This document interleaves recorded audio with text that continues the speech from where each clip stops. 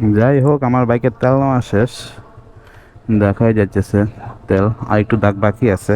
এটা যদি বাইক চালায় মজা পাই, তখন আবার 3 লিটার তেল নিয়ে নিব। কারণ বিশ্বস্ত দোকান ছাড়া আমি আবার তেল নিই না, কারণ বিশ্বস্ত দোকান হলে আমার জন্য ভালো হয়, কারণ তেলের একটা ব্যাপার স্যাপার আছে। যদি অবিশ্বস্ত দোকান নেই তাহলে তো সমস্যা।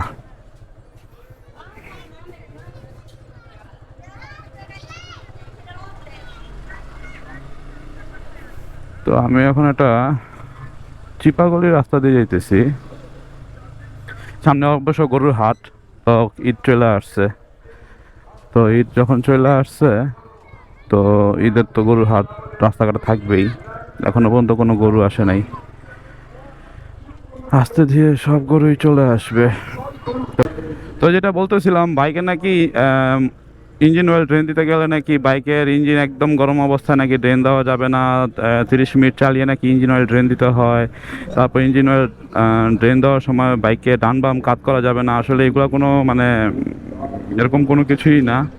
মানে আপনি যদি ইঞ্জিন অয়েল ড্রেন দিতে চান, তো বাইকটাকে জাস্ট 2-3 মিনিট 4 মিনিট রান করে আপনি ইঞ্জিন অয়েল ড্রেন দিতে পারেন, এতে কোনো সমস্যা নাই। আর ইঞ্জিন অয়েল ড্রেন দেওয়ার সময় বাইককে একটু ডান কাত বাম কাত করে ইঞ্জিন অয়েল বের করতে হয়, এতে কোনো সমস্যা নাই। তো এগুলো হচ্ছে সব ভুল ইনফরমেশন। আপনি আপনার বাইকের ইঞ্জিন অয়েল যদি বের করতে চান, তাহলে আপনাকে বাইককে একটু ডান বাম কাত করলেও হয়, না করলেও হয়।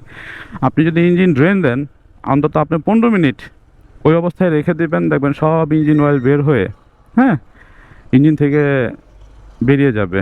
আর ইঞ্জিন অয়েল ড্রেন দেওয়ার সময় অবশ্যই অয়েল ফিল্টারটা আগে খুলতে হবে।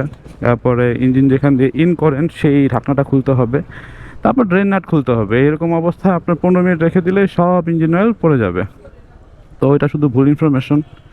ডান বাম করা যাবে না, এতে ইঞ্জিনের ক্ষতি হয়, এরকম কোনো কিছুই না।